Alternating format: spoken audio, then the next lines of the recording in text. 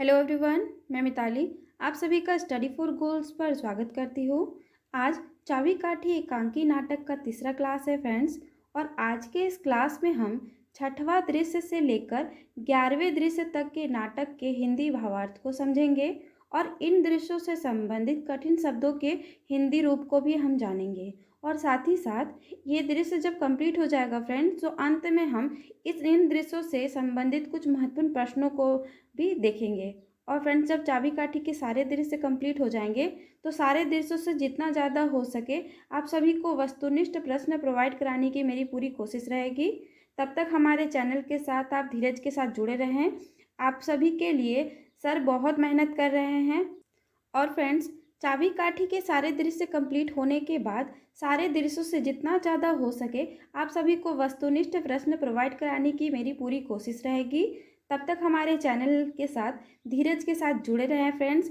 आप सभी के लिए रंजीत सर और टीम एस्पोर्ट जी बहुत मेहनत कर रही है ताकि आप सभी का एग्ज़ाम से पहले सारा खोटा सिलेबस कंप्लीट हो सके। और इसी के लिए आप लोग हमारे साथ एकदम धीरज के साथ जुड़े रहें ताकि हमारी मेहनत तो और आपका पढ़ाई बिल्कुल भी व्यर्थ ना हो। ठीक है फ्रेंड्स, तो हमारे साथ बने रहें। और अगर आप नए लर्नर्स हैं तो हमारे चैनल को सब्सक्राइब करें और प्ले स्टोर से हमारे स्टडी फॉर गोल्स ऐप को डाउनलोड करें। तो चलिए फ्रेंड्स, हम आगे के दृश्यों के हिंदी भावार्थ को समझते हैं और आज के इस क्लास को स्टार्ट करते हैं। तो देखते हैं फ्रेंड्स, छठा दृश्य में क्या बातें हुई है। तो इसमें कालूराम संतू से कहता है कि जाओ तुम मंगला को बुला लाओ, धान की कटाई मड़ाई भी हो गया होगा, लेकिन मुझे पैसों की कोई चिंता नहीं है। घर में अगर कोई ना रहे तो मंगला के बेटे को कह देना कि उसके आने पर उसे यहाँ भेज दे। हम बस उसे बोलकर समझाकर छोड़ दे रहे हैं तो बहुत ज़्यादा अपने आप को होशियार समझने लग रहा है। ठीक है। फिर संतू कहता है कि अच्छा मालिक, ठीक है, मैं उसको बोल आता हूँ। तो फिर इसके बाद क्या होता है, जब ये संतू कहता है अच्छा मालिक, तो उसके बाद वहाँ पे श्रीपति जी का आगमन होता है। तो फिर श्रीपति जी कहते हैं कालूराम से कि जोहार मालिक। तो फिर कालूराम उनसे पूछता है कि श्रीपति जी आज अब बहुत दिनों के बाद। तो फिर श्रीपति कहते हैं कि हाँ मालिक, आज कल घर में नहीं रहता हूँ, इसलिए थोड़ा आना जाना कम हो गया है। और फिर कालूराम पूछता है उनसे कि और खेती बाड़ी। तो फिर श्रीपति कहते हैं कि खेती बाड़ी भतीजा कर रहा है। फिर कालूराम पूछता है कि तो आज इस तरफ कैसे आना हुआ। तो श्रीपति जी कहते हैं कि थोड़े पैसे चाहिए थे मालिक, भतीजा का शादी करना है यहाँ। यानी कालूराम के पास श्रीपति क्यों आता है, तो उसके भतीजे की शादी होने वाली होती है, जिसके लिए वो कालूराम से पैसे लेने के लिए आता है। फिर कालूराम कहता है कि ज़रूर ज़रूर, हम इस काम में बाधा नहीं डालेंगे, ये तुम्हारा अपना ही घर है, जितना चाहो ले जाओ। श्रीपति तो ऐसे बोलता है कि जैसे वो कालूराम जितना मांगेगा वो उसको उतना दे ही देगा। फिर कालूराम श्रीपति से कहता है कि तुम ही क्यों गांव के किसी ही मदद नहीं किया है। फिर थोड़ा सोचकर कालूराम फिर से कहता है कि पहले का भी कुछ बाकी है क्या। तो श्रीपति कहता है कि नहीं मालिक, पहले का कुछ भी बाकी नहीं है, मैंने पूरी पहले का सारा वसूल कर दिया है। फिर कालूराम कहता है कि वसूल करके खस्सी यानी बकरा नहीं दिए होगे, हम तभी बोले थे कि एक खस्सी लगेगा, नहीं तो खाता में नाम चढ़ा ही रहेगा। तो श्रीपति कहता है कि नहीं मालिक, ये नहीं दे सकूँगा। तो फिर कालूराम कहता है कि नहीं बोलने से कैसे चलेगा, हमें यही तो फ़ायदा होता है। बाहर तरफ देखकर बोलता है, अरे फेकरा, सफ़ेद कागज़ पर अंगूठा ले लो। वो फ़कीरा है जिसे वो फेकरा कहता है। ठीक है। फ़कीरा आता है और 4-5 कागज़ पर अंगूठा ले लेता है। फिर श्रीपति कहता है कि और कितना अंगूठा लगवाओगे।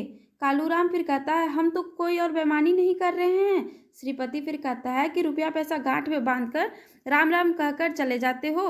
फिर कालूराम तब मन ही मन में कहता है कि अब की बार बेटा, बहुत दिनों से तुम पे नज़र थी।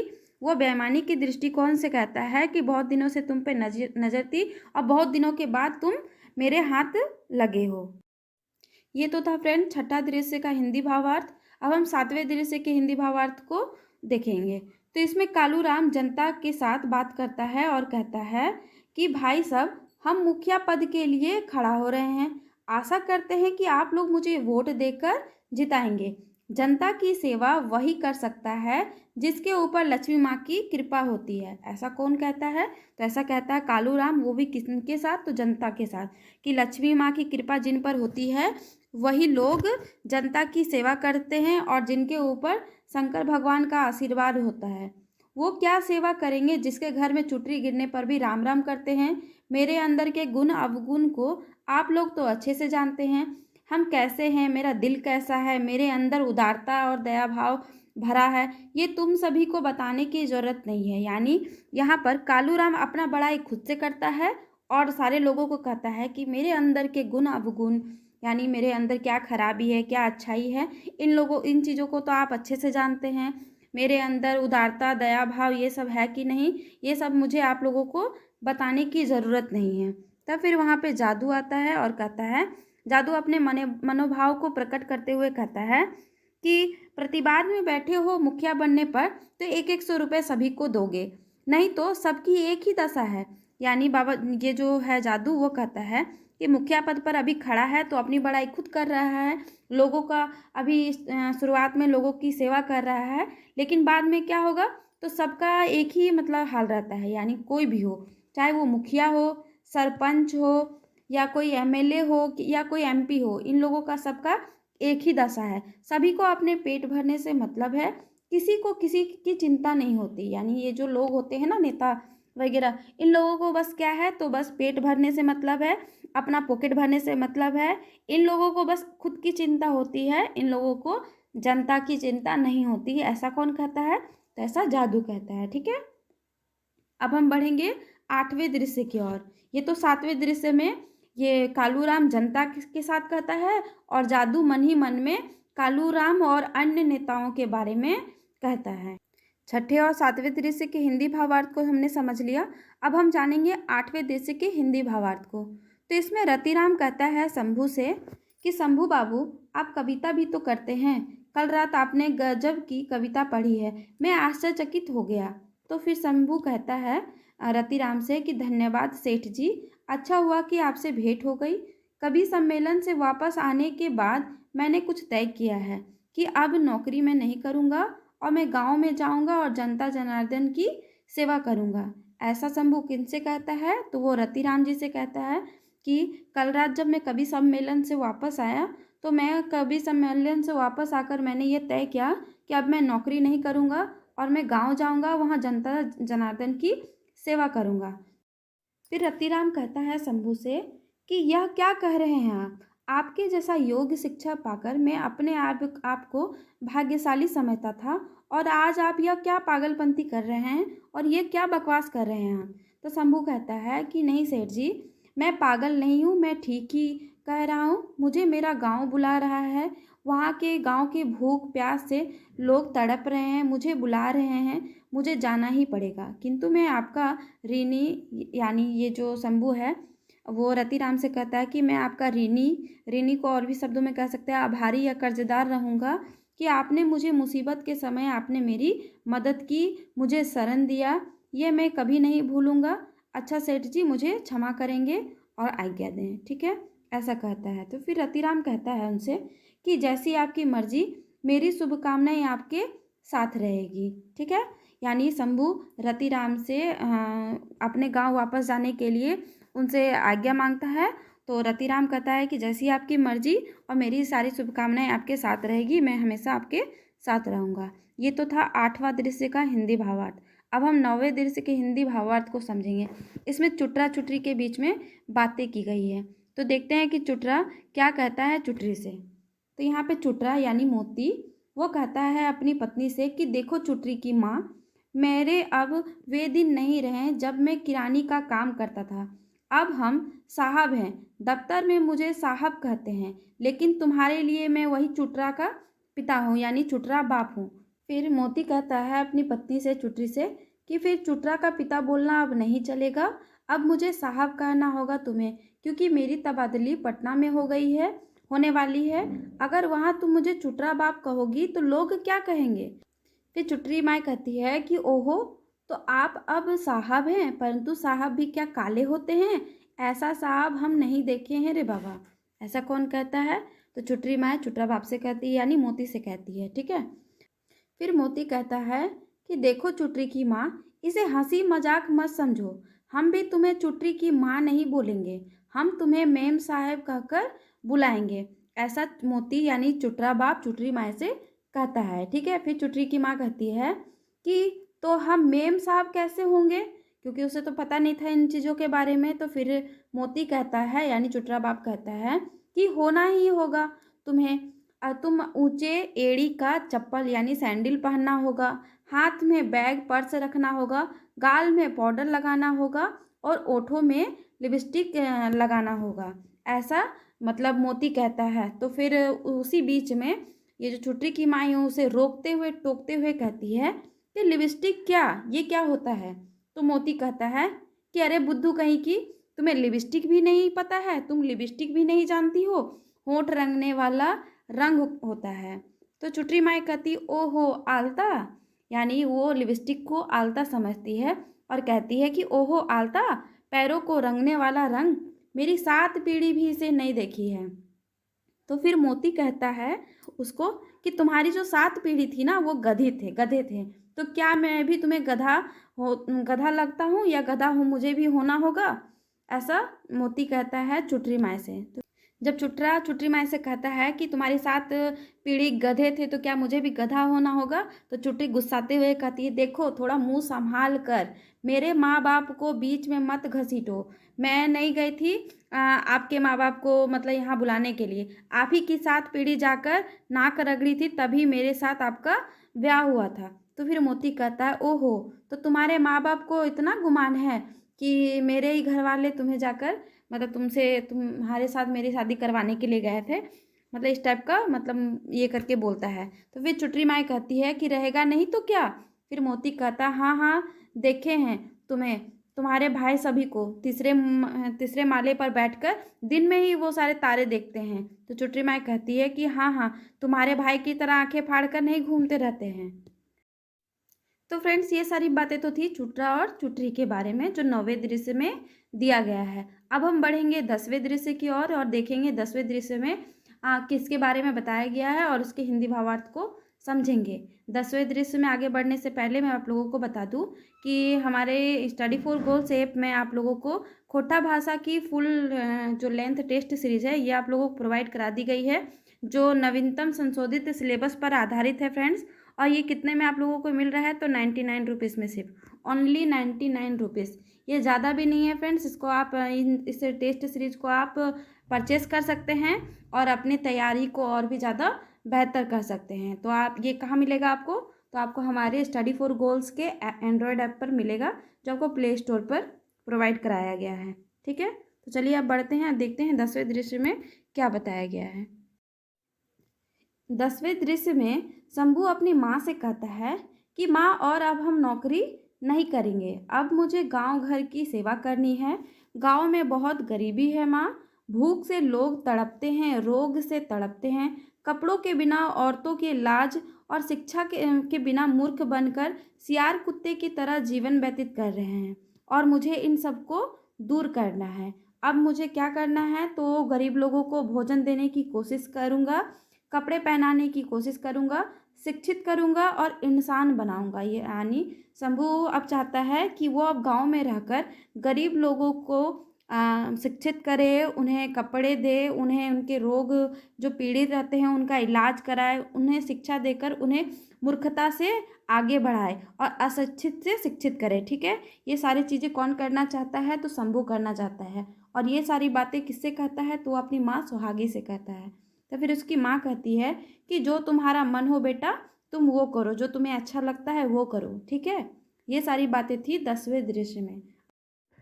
तो फ्रेंड्स अब हम बढ़ेंगे 11वें दृश्य की ओर और देखेंगे इसमें क्या बताया गया है और इसके हिंदी भावार्थ को समझेंगे।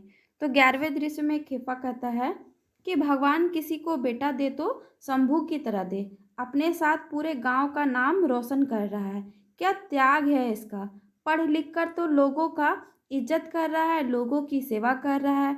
उस दिन रमुआ की बहू मैंने बीमार पड़ गई थी। खेपा जब भगवान से मैंने कहता है कि किसी को बेटा दे तो शंभू की तरह बेटा दे, और शंभू क्या कर रहा है, तो पढ़ लिख कर पूरे गांव का नाम रोशन कर दिया और उसके साथ वो बहुत ही त्यागी बना है, क्योंकि उसने नौकरी छोड़कर वो गांव वापस आ जाता है लोगों की सेवा करने के लिए। पढ़ लिख कर लोगों का इज्जत कर रहा है, लोगों की सेवा कर रहा है। और एक दिन क्या हुआ, तो एक गांव का एक व्यक्ति है रमुआ, उसकी जो बहू है वो बीमार पड़ गई थी।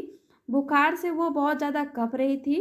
तो इसमें शंभू ने क्या किया, तो लोग सोच रहे थे कि वो जो रमुआ की बहू है वो आज मर जाएगी, लेकिन शंभू क्या किया, तो डॉक्टर यानी चिकित्सक को बुलाकर लाया। उसके खाट के बगल में पूरी रात बैठा रहा। मनुष्य के ऊपर कितना प्यार है इसे, अपने हाथों से दवा पिलाया। इतना ही क्यों, गांव की बेटियों के लिए वो क्या करता है, तो सिलाई बुनाई की व्यवस्था कर देता है ताकि गांव की बेटियां सिलाई बुनाई सीख सके। फिर वो क्या करता है, तो गांव की बेटियों के लिए सिलाई बुनाई की व्यवस्था करने के बाद वो बड़े बुजुर्गों के पढ़ने लिखने के लिए व्यवस्था करता है और बड़े बुजुर्गों को भी पढ़ना लिखना सिखा देता है। उस दिन सोमरा की मृत्यु हो गई थी, यानी गांव में एक व्यक्ति है सोमरा, उसकी मृत्यु हो गई थी। गांव के लोग भोज खाने के लिए बेसब्री से इंतजार कर रहे थे। लोग तो भोज खाएंगे ही ना, उन्हें क्या फ़र्क पड़ता है, लोगों को तो बस खाने से मतलब होता है। तो जो गांव के लोग थे वो क्या कर रहे थे, तो वो भोज खाने के लिए बेसब्री से इंतजार कर रहे थे। एक शाम पका हुआ और एक शाम कच्चा खाएंगे, लेकिन खाना ज़रूर खाएंगे। खेत बेचे या घर, इससे उन लोगों को कोई मतलब नहीं है। यानी ये जो सोमरा है उसकी मृत्यु हो गई थी, तो उसके घर वाले कुछ भी करें, उन्हें बस गांव वालों को भोज देना है और गांव वालों को खाना है। गांव वालों को कोई मतलब नहीं है कि वो जो लोग हैं वो लोग घर बेचे या खेत बेचे या क्या बेचे, बस गांव वालों को खाने से मतलब है। फिर शंभू सब लोगों को डांट लगाता है और कहता है कि वाह बेटा वाह, बाप दादाजी का नाम रोशन कर दिए। फिर पीछे से आवाज़ आता है कि और वो चोरा चोरी करके मुंह छुपाया है, कहीं उसे देखने की फुर्सत ही नहीं है। ठीक है। अब फ्रेंड्स ये तो था, ये जो सारे थे वो छठा दृश्य से लेके 11वें दृश्य तक का हिंदी भावार्थ था। अब हम उसमें कुछ कठिन जो शब्द हैं खोटा के, उसके हिंदी अर्थ को समझेंगे। तो इसमें सबसे पहले हम देखेंगे, तो इसमें पहला शब्द है पठाए मीन्स भेजना, आगवुक मीन्स पहले का, खसिया मीन्स बकरा या खसी, खाताए मीन्स खाता या बही, छेदाम छेदाम मतलब पूरा पूरी। ठीक है। और आगे देखते हैं, और आगे है डढ़ाइल। डढ़ाइल का मतलब होता है खड़ा होना किसी पद के लिए, जैसे मुखिया प्रत्याशी, मंत्री पद, ये सब में जो खड़े होते हैं उस तरह का भाषा में बोला जाता है डढ़ाइल है। ठीक है। फिर प्रतिवादी मीन्स प्रतिवाद, हुआ मीन्स वहाँ, डाकबो मीन्स बुलाऊंगा या बुलाऊंगी, संभाल मीन्स संभाल कर, घाटिया मीन्स घसीटना। ठीक है। और इंजोर का मतलब होता है उजाला, फटकार मीन्स डांट लगाना या फटकारना, दिल मीन्स दिया। ये तो सारे थे खोटा के कुछ महत्वपूर्ण शब्द जिनका हिंदी भावार्थ। अब हम बढ़ेंगे इन सारे दृश्यों से संबंधित कुछ महत्वपूर्ण प्रश्नों की ओर। तो फ्रेंड्स ये तो कुछ प्रश्न बस दृश्यों के साथ मैंने ऐड किया है।